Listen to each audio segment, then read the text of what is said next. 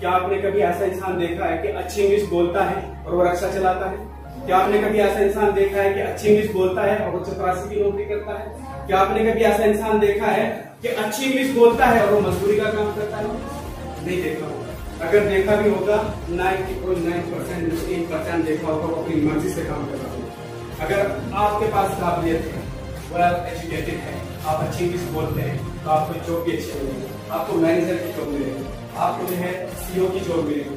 आप यहाँ से लेकर देवबंद छोड़कर ये हम सबको खुद को अपने दम पर आगे बढ़ना होगा और अपनी लाइफ को बेहतर बनाने के लिए सबसे पहले खुद को बदलना होगा। लेकिन बदलेगा कौन? हम सबको तो बहाना चाहिए। इंग्लिश नहीं सीखनी है जी, क्यों नहीं सीखनी है? एग्जाम है, एग्जाम का प्रेशर है। इंग्लिश नहीं सीखनी है, क्यों नहीं सीखनी है? ट्यूशन है। इंग्लिश नहीं सीखनी है, क्यों नहीं सीखनी है? क्योंकि आपको नेशनल से इंटरनेशनल बनाती है लैंग्वेज, इसलिए नहीं सीखनी है। इंग्लिश नहीं सीखनी है, क्यों नहीं सीखनी है? क्योंकि हमें जॉब अच्छी मिल जाएगी। इंग्लिश नहीं सीखनी है, क्यों नहीं सीखनी है? क्योंकि हमारी लाइफ प्रोफेशनल बन जाएगी। इंग्लिश नहीं सीखनी है, क्यों नहीं सीखनी है? क्योंकि हमारी लाइफ जो है लग्जरियस लाइफ बन जाएगी। इंग्लिश नहीं सीखनी है, क्यों नहीं सीखनी है? क्योंकि प्राइवेट सेक्टर, गवर्नमेंट सेक्टर में हमें अच्छी जॉब मिल जाएगी।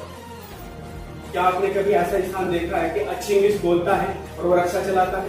क्या आपने कभी ऐसा इंसान देखा है कि अच्छी इंग्लिश बोलता है और वो चपरासी की नौकरी करता है? क्या आपने कभी ऐसा इंसान देखा है कि अच्छी इंग्लिश बोलता है और वो मजदूरी का काम करता है? नहीं देखा होगा। अगर देखा भी होगा 99% 1% देखा होगा वो अपनी मर्जी से काम कर रहा होगा।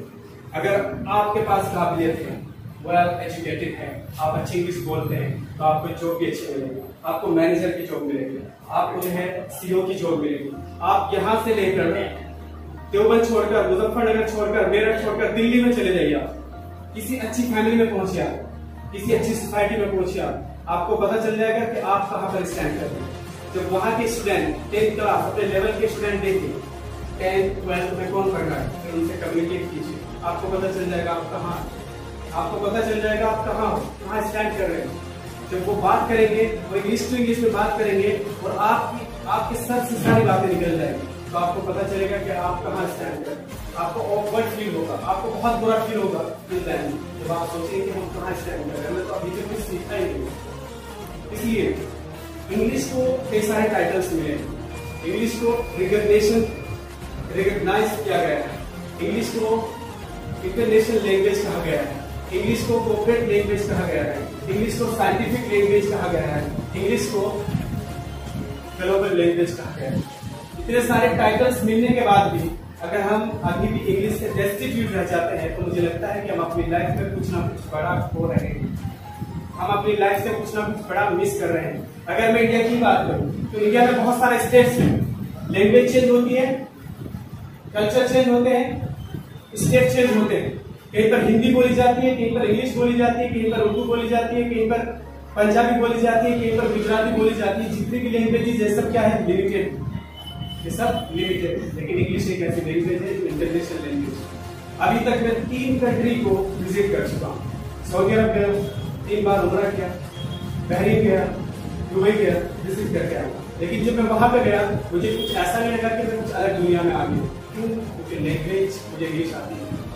मैं ये नहीं कहता कि मैं अंग्रेज जैसी इंग्लिश बोलता हूँ, लेकिन मुझे उस लेवल की इंग्लिश आती है कि मैं अपना काम चला लेता हूँ। मुझे उस हिसाब से इंग्लिश का पता है कि मैं अपनी बात को कम्युनिकेट कर सकता हूँ, अपने मैसेज को कम्युनिकेट कर सकता हूँ।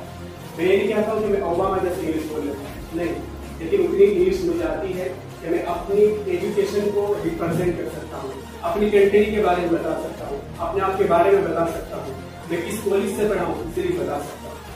लेकिन ये सब आपको भी पता होना चाहिए। और ये सब आपको कैसे पता होगा? जब आप इंग्लिश को सीखेंगे। और किसी भी नई लैंग्वेज को सीखने के लिए ये कहा जाता है जब कोई इंसान किसी नई लैंग्वेज को सीखता है तो उसके माइंड की कॉग्निटिव एबिलिटी यानी इसके दिमाग की वो फैकल्टी डेवलप होती है जिससे कि वो ज्यादा से ज्यादा चीजों को एनालाइज कर सके। और इंग्लिश को सीखने के साथ साथ आपका कॉन्फिडेंस लेवल भी इंक्रीज होता है। और जिस इंसान के पास अच्छा कॉन्फिडेंस होगा, अच्छी नॉलेज होगी, उस इंसान को सक्सेस को टच करने से कोई भी नहीं रोक सकता। इसलिए कहा जाता है need to be as fit as you can, as fit as required।